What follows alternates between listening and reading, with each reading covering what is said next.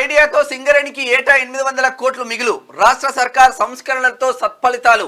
కేంద్ర ఏజెన్సీల నుంచి 11% వడ్డీతో 6000 కోట్ల అప్పు తెచ్చిన గత సర్కార్.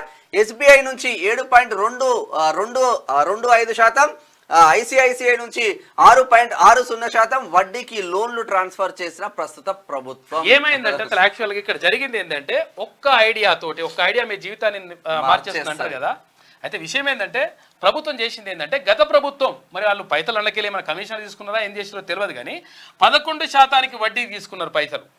11% వడ్డీకి తీసుకుంటే ఇప్పుడున్నటువంటి ప్రభుత్వం ఏం చేసిందంటే ఇక్కడ ఐసిఐసిఐ దగ్గర 6.60% వడ్డీకి, తర్వాత ఎస్బీఐ నుంచి 7.25%. అంటే వడ్డీని తగ్గించడం ద్వారా 800 కోట్ల రూపాయల మిగులుని ప్రతి సంవత్సరం అంటే తీసుకొచ్చేసింది ఈ ప్రభుత్వం.